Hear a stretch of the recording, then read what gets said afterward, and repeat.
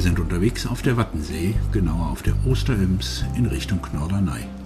Das erste Flach südlich von Borkum liegt hinter uns. Übernachtet haben wir in Borkums altem Marinestützpunkt, dem Burgkanerhafen. Um gut in der Zeit zu liegen, ein weiteres Flach müssen wir kurz vor Norderney noch überqueren, sind wir bei auflaufender Tide mit mehrfacher vorsichtiger Grundberührung über den Sand südlich Borkum gerutscht. Allerdings bei ruhigem Wetter und ganz ohne Gefahr für Schiff und Mannschaft.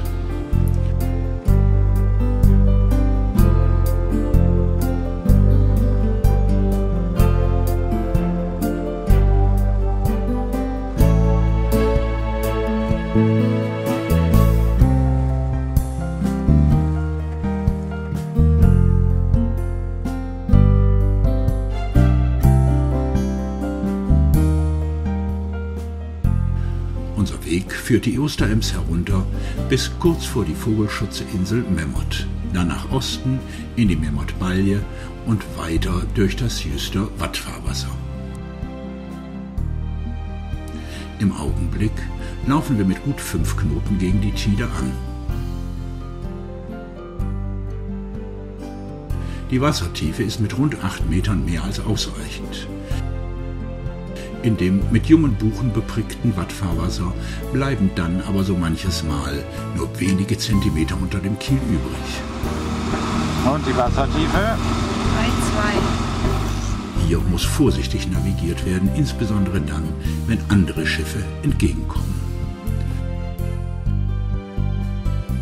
Das Norderneyer Seegatt ist erreicht. Nordseedünung läuft herein und lässt unsere Koh-i-Noor ein wenig rollen.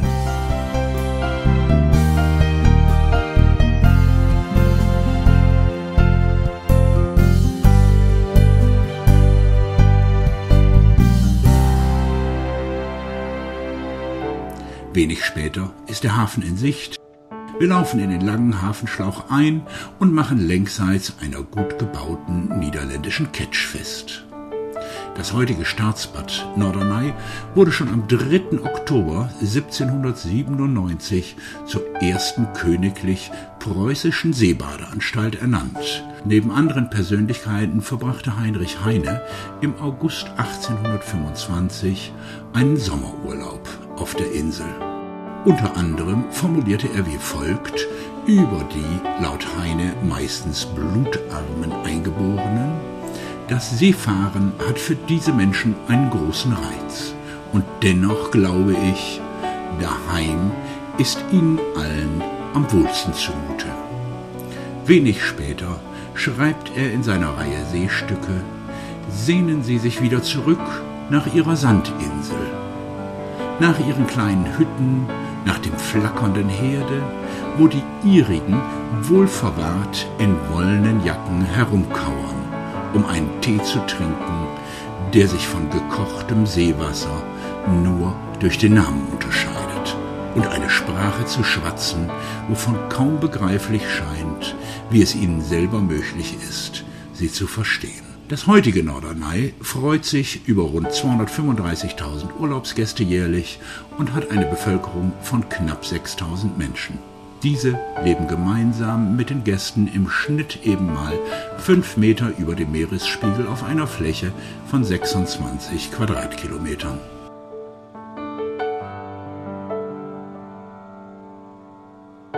Nach einer Nacht verlassen wir die dünenreiche Insel durch das Norderneyer Seegatt und wenden uns auf der Nordsee östlich, laufen an Norderney, Baltrum, Langeoog, Spiekeroog und Wangerooge vorbei, gehen dann quer durch die Jade und kurze Zeit später durch die Wesermündung, um bald darauf die Elbe anzusteuern.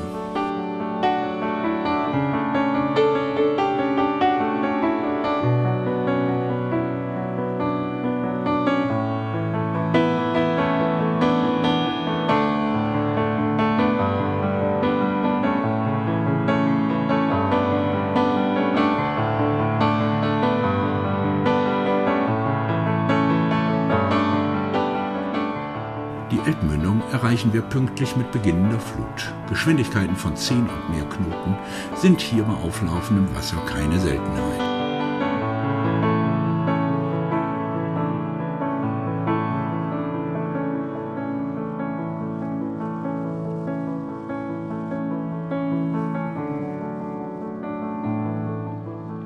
So ist Cuxhaven schnell erreicht und das Wahrzeichen der Stadt, die Kugelbarke, bleibt schon achteraus.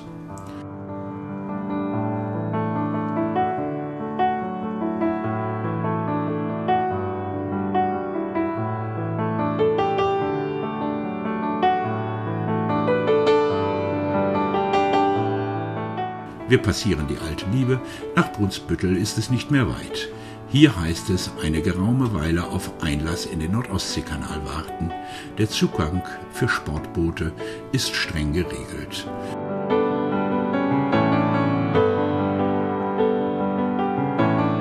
Ein weißes Feuer auf dem Vorland gibt nach rund einer Stunde die Einfahrt für uns frei. Die Festmachmöglichkeiten in der Schleuse sind für kleine Schiffe nach wie vor schlecht. Inzwischen allerdings hat man die früher häufig spiegelglatten Holzpontons mit Gitterrosten belegt. Zumindest die Unfallgefahr für das Festmachpersonal ist dadurch ein wenig reduziert. Das Absteigen von hochbordigen Schiffen bleibt aber ein Problem. Auch die Boote selbst verletzen sich gern an den harten Pontons. Sie sind nur durch im Wasser schwimmende Fender zu schützen.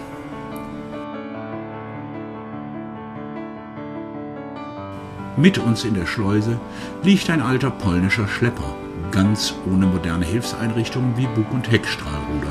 Entsprechend beeindruckend ist das Ablegemanöver und zeugt von guter Seemannschaft und perfekter Beherrschung des Materials. Eine Freude zuzuschauen.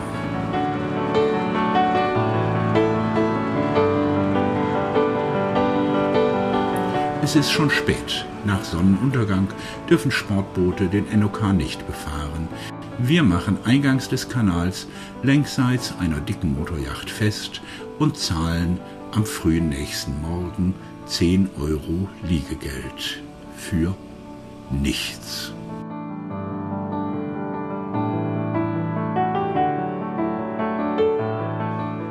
Trotzdem machen wir uns natürlich wohlgelaunt auf, um unser Tagesziel Rendsburg zu erreichen. Dazu müssen wir rund 65 Kilometer zurücklegen. Auf Kanälen wird anders als auf See nicht in Meilen, sondern in Kilometern gemessen.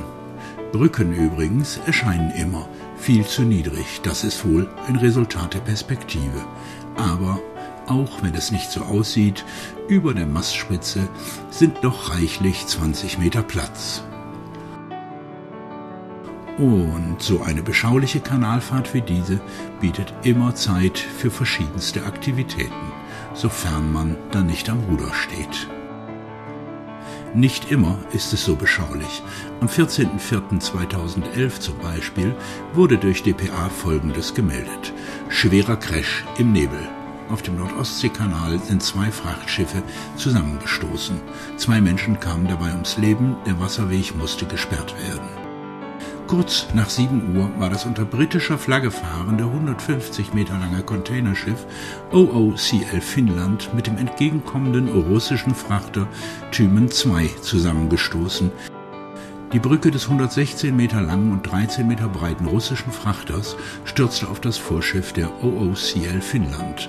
Nach Angaben der Rettungsleitstelle Westküste wurde ein Mann, wahrscheinlich ein Lotse, mit heruntergerissen und kam dabei ums Leben. Ein zweiter Lotse starb auf dem russischen Schiff. Soweit das Zitat der deutschen Presseagentur. Unfälle passieren nicht häufig auf dem Ennocar, kommen aber durchaus vor. Und das, obwohl so gut wie alle großen Pötte sowohl mit Lotsen als auch mit speziell ausgebildeten Steuerleuten fahren müssen.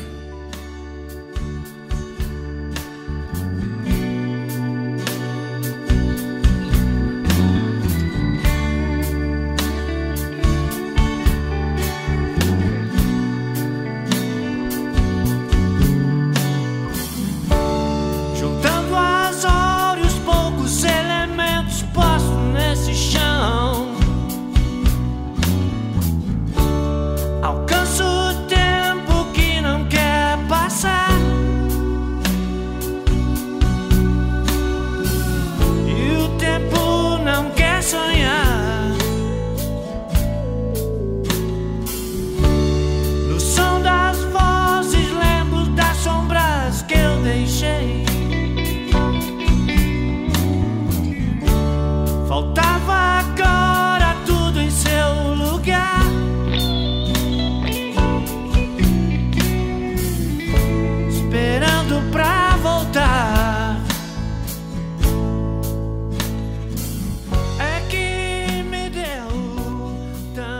Gerade passieren wir die auf etwa halber Kanallänge liegende Lotsenwechselstation Rüsterbergen.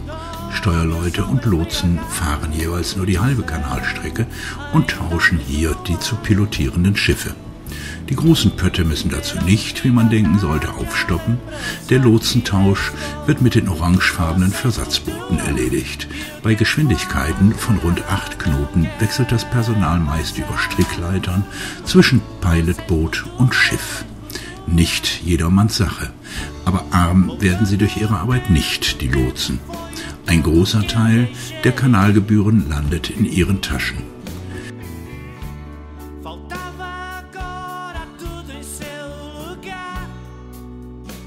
Knappe 6 Stunden unterwegs sind wir inzwischen und nähern uns einem der bedeutenden Technikdenkmäler Deutschlands, der Rendsburger Hochbrücke.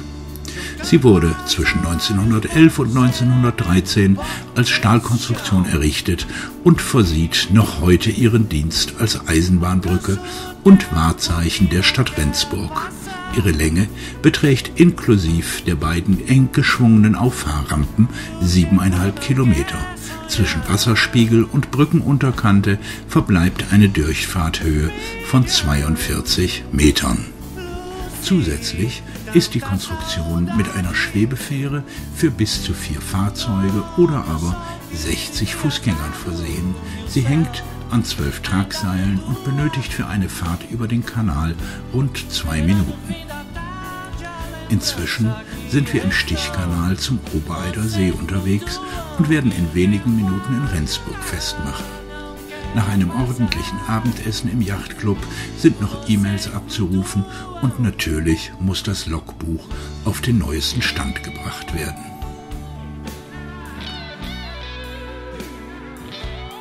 Ein neuer Tag schenkt dem Steuermann unverhofft moderates Wetter und bringt uns weiter Richtung Kiel. Eben hat Kohinoor den Kanalkilometer 84 passiert. Es bleiben uns bis zur Schleuse nur noch 16 weitere. Eine Strecke, die wir in einer guten Stunde bewältigen werden. Zeit, ein wenig über den Nord-Ostsee-Kanal selbst zu plaudern. Früher, also ganz früher, hieß er Kaiser-Wilhelm-Kanal nach dem Großvater des letzten deutschen Kaisers Wilhelm II. Dieser höchstselbst eröffnete den damals 67 Meter breiten und 9 Meter tiefen Wasserweg am 21. Juni 1895 nach einer Bauzeit von 8 Jahren. Der den Bau leitende Ingenieur Otto Bensch ließ in diesen 8 Jahren bis zu 8.900 Männer für sich schuften und bewegte so gewaltige 80 Millionen Kubikmeter Erdreich. Das genügte, um eine Wasserstraße von ziemlich genau 100 Kilometern Länge zu graben und dafür zu sorgen, dass die kaiserliche Marine zukünftig sicher vor dänischem Feuer zwischen Nord- und Ostsee verkehren konnte. Natürlich sparten auch Handelsschiffe runde 800 Kilometer ein, die sie sonst hätten zurücklegen müssen, um Dänemark zu umfahren. Und wir schleusen nun in Kiel-Holtenau aus, sind den alten Herren dankbar, die dieses Bauwerk möglich machten, und wenden uns durch die Kieler Förde laufend unserem heutigen Ziel Laboe zu. Es sei noch nachgetragen, dass der Bau des Kaiser-Wilhelm-Kanals die veranschlagten Kosten nicht überschritt. In unseren Zeiten ist das nahezu undenkbar. Man gab damals für dieses gigantische Bauwerk 156 Millionen Goldmark aus. Nach heutiger Währung und heutigem Geldwert entspricht diese Summe rund 1,5 Milliarden Euro oder mal gerade 3 Color Line Fähren.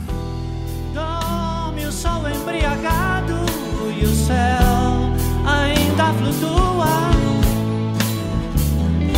esperando o fim da tarde, a lembrança que restou. Vocês flutuam e o tempo agora não quer passar.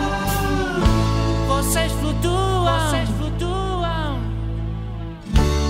voltando o tempo foi o tanto que eu deixei.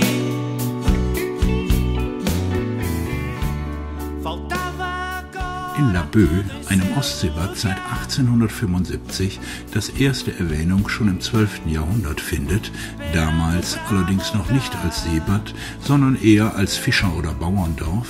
Mit seinen nur mäßig schönen Yachthäfen erwarten wir Frederik, der für ein kurzes Wochenende vorbeischaut. Ein gemeinsamer Strand- und Stadtbummel, verbunden mit dem Ankauf eines neuen Gürtels für den Steuermann, ist selbstverständlich. Zum Marine-Ehrenmal aus den 20er Jahren des vergangenen Jahrhunderts treibt uns allerdings bei diesem Besuch nichts. Wir haben das Denkmal, das an die gefallenen Seeleute zweier grausamer Weltkriege erinnert, schon vor etlichen Jahren besichtigt. Auch das an sich sehenswerte U-Boot 995, in Dienst gestellt im Jahre 1943, wird diesmal von uns geschnitten. Wir machen nur einen vergnüglichen kleinen Spaziergang und erleben am Abend vor unserer Abreise nach Fehmarn noch ein deftiges Unwetter und wenig später einen ruhigen, schönen Abend.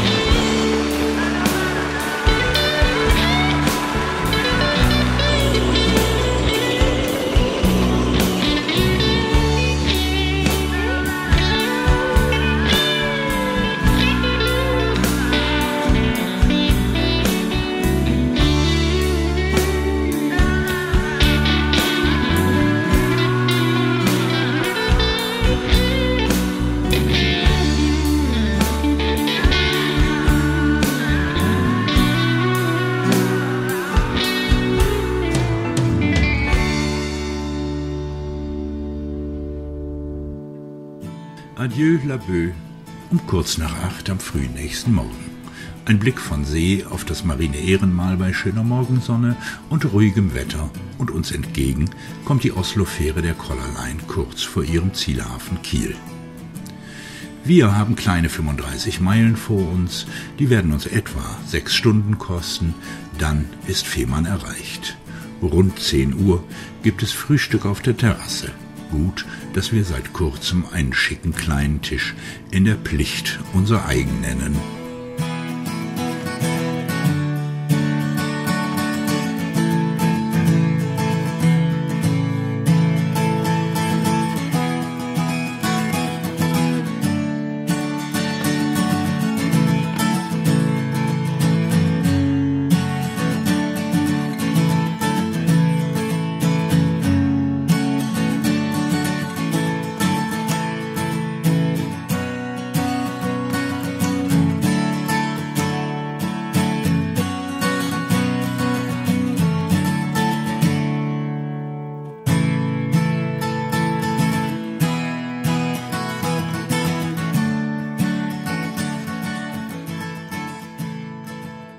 Wie geplant schaffen wir unsere Reise fix und sind am frühen Nachmittag in Ort auf Fehmarn.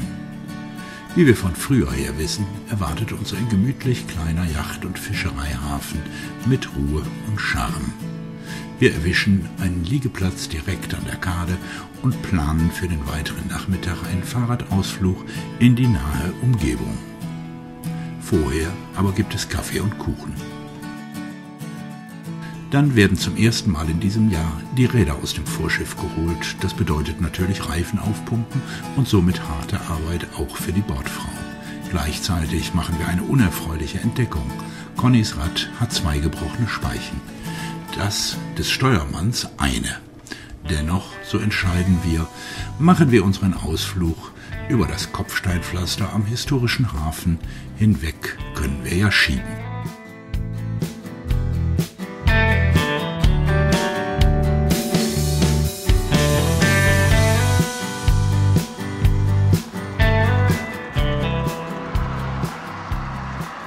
Lange dauert unsere Radtour nicht. Es bersten weitere Speichen, sie reißen einfach mit einem leisen Plock und machen einen Besuch beim örtlichen Fahrradhändler notwendig. Der hält Ersatz für uns bereit, den wir am nächsten Tag montieren.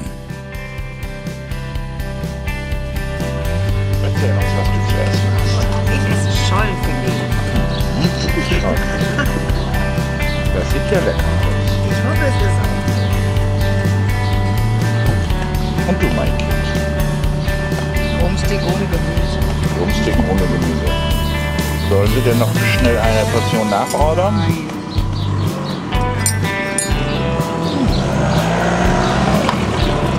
Ich esse Pannfisch mit Bratwurst.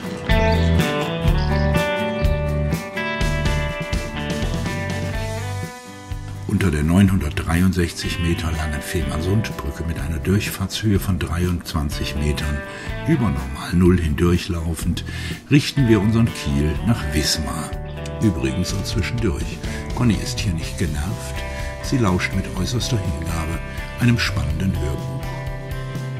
Direkt hinter der Brücke beginnt das Neue unserer Reise. Hier waren wir noch nicht, die sogenannten neuen Bundesländer haben wir vom Wasser her noch nie bereist.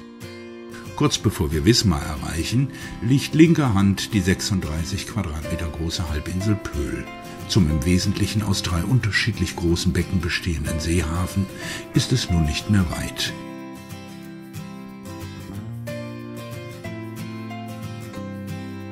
Wir schauen uns die Hafenanlagen von der Wasserseite aus an, suchen uns einen Liegeplatz am Ende des Überseehafens und machen uns schon bald auf einen ersten Erkundungsgang.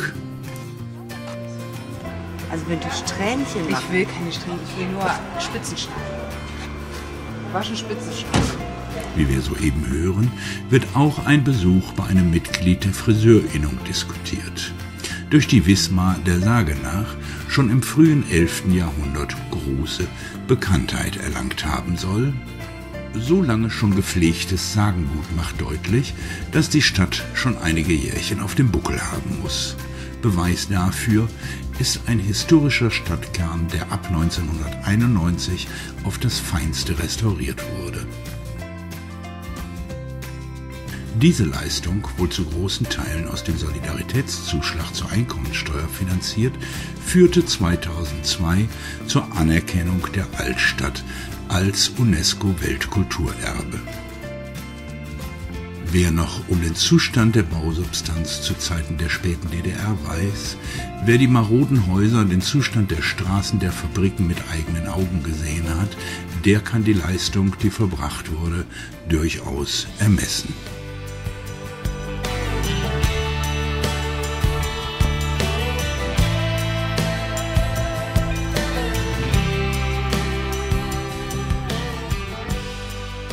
Wir begeben uns nach diesem ersten Stadtbummel in eines der zahlreichen Straßencafés, um den durch den langen Marsch entstandenen Kalorienverlust auszugleichen.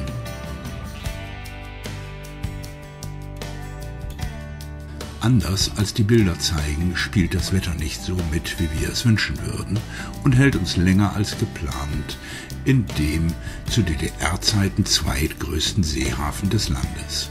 Deshalb sind in den Gutwetterphasen weitere Erkundungsgänge möglich.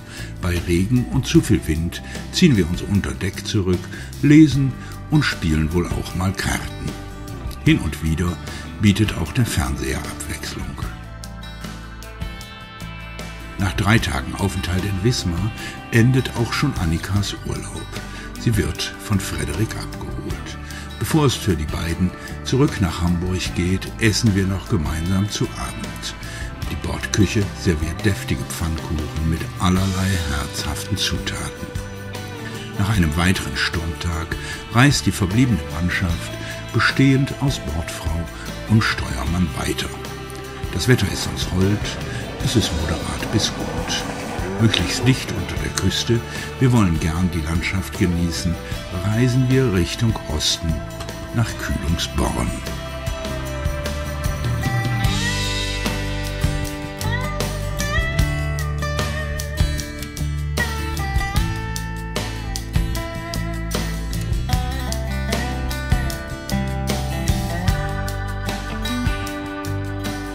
Schon beim Einlaufen in die Marina Kühlungsborn äußert sich der Steuermann negativ.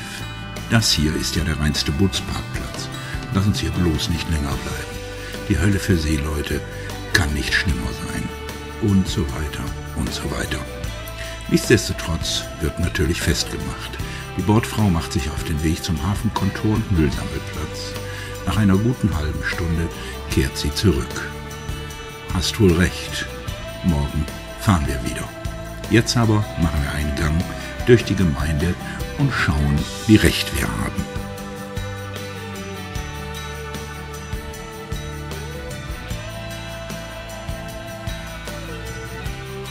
Die mit über 3 Kilometern längste Strandpromenade Deutschlands erweist sich insbesondere im Hafenbereich als Rummelplatz mit Angeboten für Menschen, die nichts mehr brauchen. Allerlei Tand wird feil gehalten, es gibt Uhren, Bernsteinschmuck und Muscheln. Sonnen aus Blech und federnde Männchen zur Gartenverzierung, aber auch Fressbuden, Restaurants zuhauf und Plünnenläden. Abwechslung bietet die Ankunft des niederländischen Schoners Albert Johannes aus Vlieland.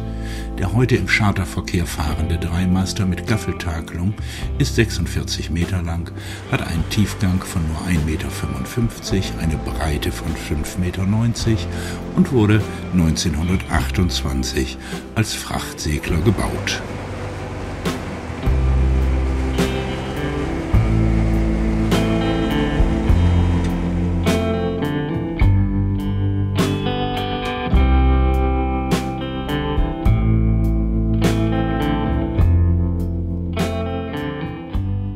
In Erstaunen versetzte den Steuermann zu sehen, was alles man in der Öffentlichkeit auf sich nimmt, um eine heute durchschnittlich 14 Jahre dauernde Ehe zu begründen. Nett anzuschauen, dagegen sind die Einsatzmöglichkeiten von Gummibändern. Da würde man vielleicht doch auch mal gern. Aber ob sie auch höhere Gewichte tragen, die Bänder? Also lieber nicht. Wirklich historische Bausubstanz suchen wir vergebens auf unserem Bummel über die Promenade. Kühlungsborn wurde nach der Wende von Grund auf rekonstruiert, wie der DDRler sagte. Selbst das alte Kurhaus wurde 1994 abgerissen und durch einen dem alten Gebäude nachempfundenen Neubau ersetzt. Allerdings muss zugegeben werden, dass es zu DDR-Zeiten zumindest für den Westler recht trist aussah in dem alten Seebad. Für rund 60 bis 100 Mark der DDR konnte der linientreue Bürger hier 14 Tage Urlaub machen. Individuellen Tourismus gab es kaum. Die Platzvergabe wurde vom FDGB, dem Freien Deutschen Gewerkschaftsbund, geregelt. Die vielfach in schlechtem Zustand befindlichen alten Villen und Hotels wurden also nur von den besten Werktätigen des Staates genutzt. Und dann sehen wir noch DDR-Typisches. Einen Wachturm, wie wir ihn auch von der innerdeutschen Grenze kennen, hat man erhalten. Auch hier traute man den Bürgern nicht.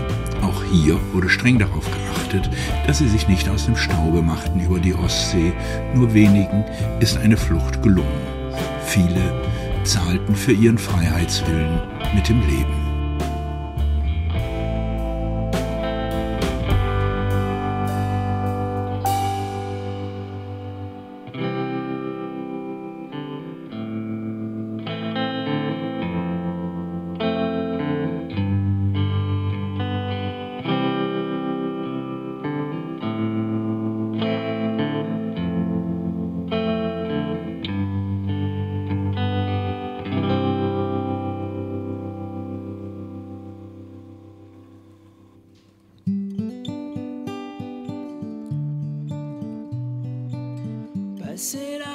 An einem Nachmittag erreichen wir das östlichste Etappenziel unserer Reise, das altehrwürdige Ostseebad Warnemünde, ein Vorort der gut 200.000 Einwohner zählenden Stadt Rostock. Wir legen uns in den alten Strom, einen ehemaligen Mündungsarm der Warnow, und haben somit wieder mal einen Liegeplatz nach unserem Geschmack gefunden.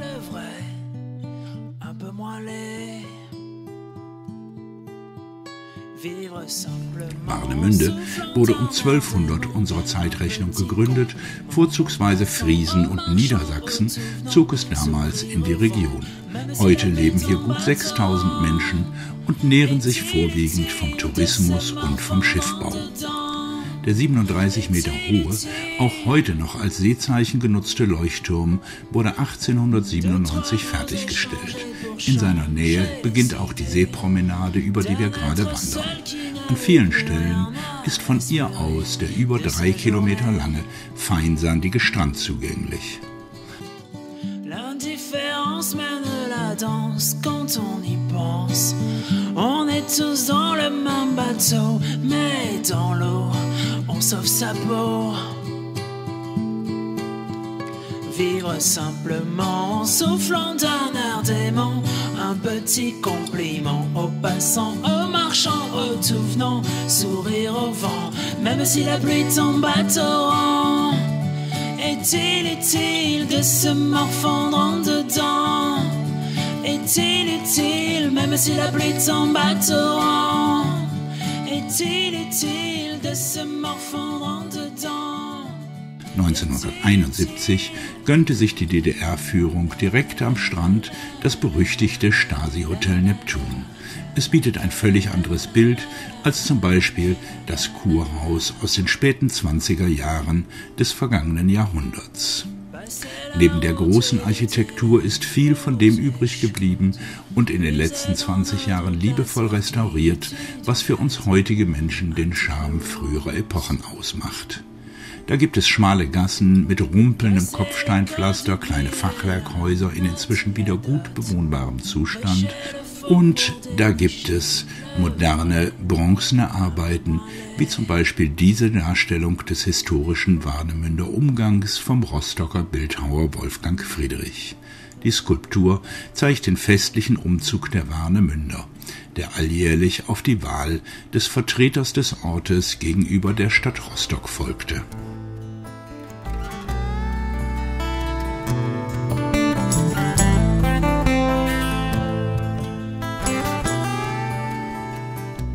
Neben der interessanten neugotischen Kirche von 1871 fallen die unglaublich vielen wintergartenähnlichen Glasveranden ins Auge. Diese wurden überwiegend vor rund 100 Jahren an die häufig kleinen Fischerhäuschen angebaut, um mehr Raum für die vielen Feriengäste zu schaffen. Allerdings baute man in den meisten Fällen nicht auf eigenem Grund und Boden, sondern nutzte die städtischen Bürgersteige für die Anbauten und zahlte dafür einen regelmäßigen Obolus an die Gemeinde. Vor gar nicht langer Zeit kam nun die Stadt auf die Idee, alle alten Pachtverträge zu kündigen und horrend höhere Nutzungsentgelte für die überlassenen Grundstücke zu fordern. Dies führte zu heftigem Streit zwischen Wintergartenbesitzern und der Stadt. Nicht zuletzt deshalb, weil viele der Veranden unter Denkmalschutz stehen und schon deshalb ein Abriss derselben zur Pachtvermeidung nicht zulässig ist. Welchen Ausgang dieser schildbürgerlich anmutende Streit nun nimmt, ist derzeit offen. Zurück am Ausgangspunkt des Stadtbummels wirft der Steuermann noch einen Blick auf die 80 Tonnen schwere Bahnhofsdrehbrücke über den alten Stroh. Auf dieser wandeln gut 100 Jahre nach ihrer Indienststellung täglich noch immer rund 20.000 Touristen und Einheimische. Hier also ist richtig was los. Und trotzdem, es wirkt recht beschaulich. Wir liegen gerne hier und haben die Ruhe, die wir uns wünschen.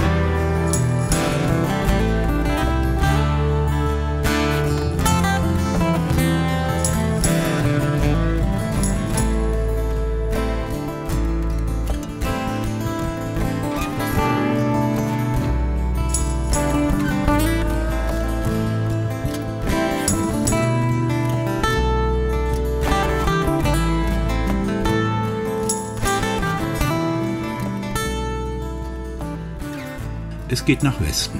Unser nächstes Ziel soll noch einmal Fehmarn sein. Knappe 2 Wochen bleiben für die Rückfahrt, das sollte mehr als genügen. Aber wir wollen es mit großer Ruhe angehen. Schon deshalb treibt es uns nicht noch weiter in östliche Richtung. Ziele dort heben wir uns für später auf. Also lautet unser Zielhafen Burg oder besser Burg Starken. Burg ist ein hübsches Städtchen und von Burg Starken nicht weit, aber ohne eigenen Hafen.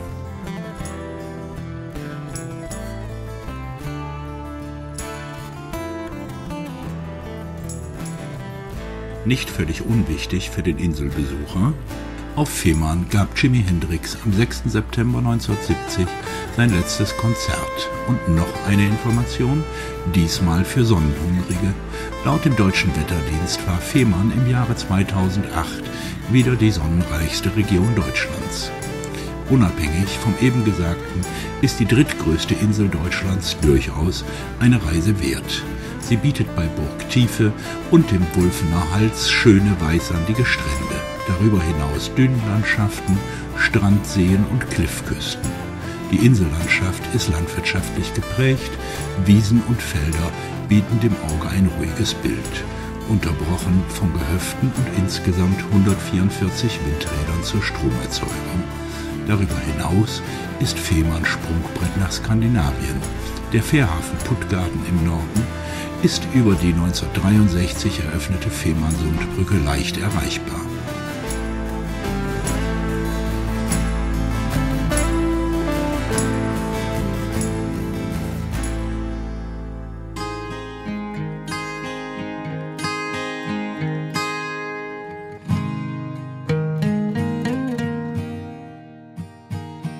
Und bevor wir mit dem letzten noch erträglichen Wetter nach Rendsburg reisen, werfen wir noch einen Blick auf erste verspielte Annäherungen der Geschlechter.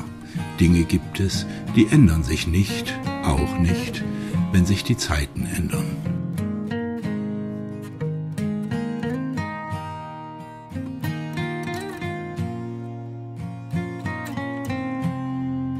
Die Tour nach Rendsburg ist bilderlos.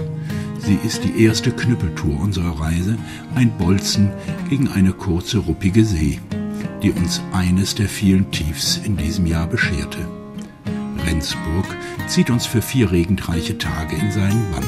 Es schüttet morgens, mittags, abends und wohl auch nachts. Am 5. Tag ist der Steuermann es leid. Regen oder nicht, es wird weitergefahren. Und siehe da, es regnet nicht. Vielleicht hätte er schon eher starten sollen. Ziel ist Brunsbüttel, der kleine Yachthafen direkt an den Schleusen. Hier liegt es sich ideal. Abends wird der Hafen pickepacke voll. Fast immer lernt man nette Menschen kennen, so auch in diesem Jahr. Man kann gemütlich essen gehen und man kann die Schleusen besuchen, es sind nur wenige Schritte. Also ein Ziel, das auch unser Steuermann fußläufig erreichen kann. Und so eine kleine Stunde auf der Schleuse ist immer eine spannende Angelegenheit.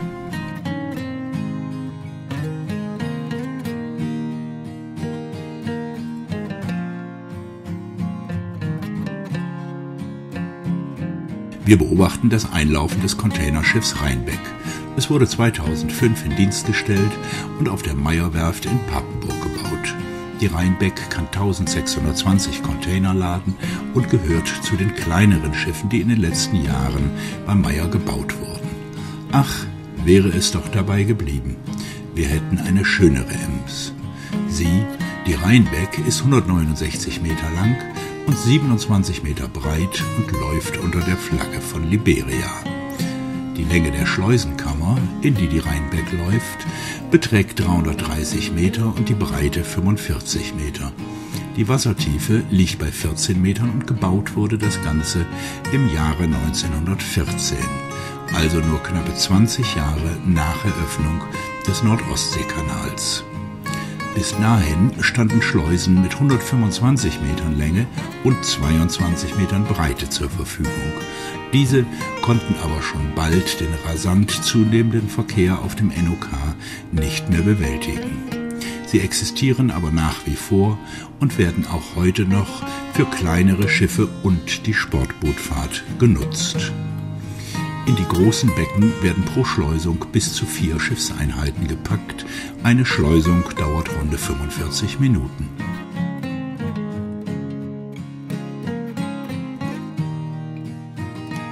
Unser kleiner Hafen wird immer voller und der Verkehr durch die Schleusen reißt auch in der Nacht nicht ab.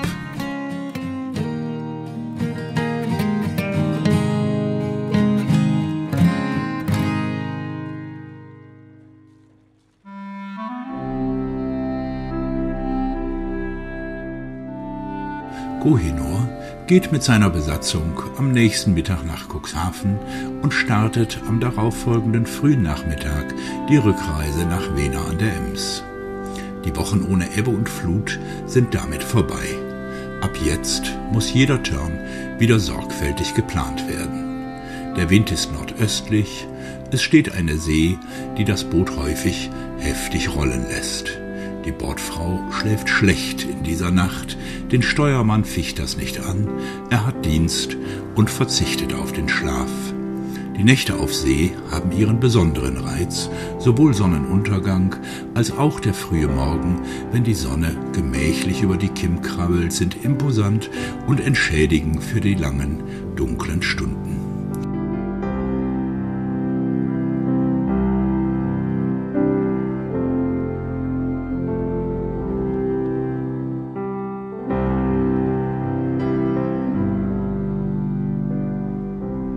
Die Reise ist schnell, die Tiden passen gut, es geht rasant die Elbe abwärts, problemlos laufen wir nördlich der ostfriesischen Inseln durch die Küstenverkehrszone und dann am frühen Morgen passieren wir Borkum und schon schiebt uns die Flut in die Ems.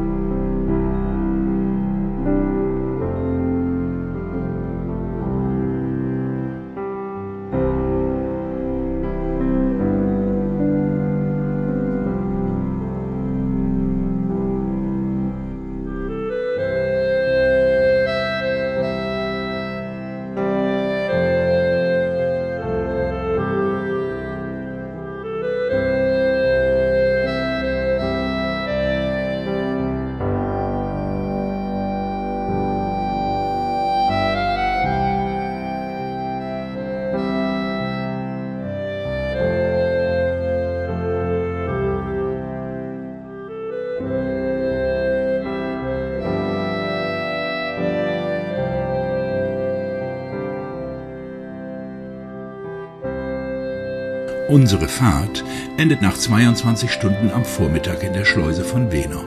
Nachmittags kommt das Schiff noch eben aus dem Wasser. Wir haben uns kurz vor Wena ein Fischernetz eingefahren. Das wird im Kran hängend, mit zum Glück wenig Aufwand, aus der Schraube heraus operiert. Einen zusätzlichen Erholungstag gönnen wir uns noch in der kleinen Stadt an der Ems, schiffen am nächsten Tag aus und sagen uns, länger wäre noch schöner gewesen.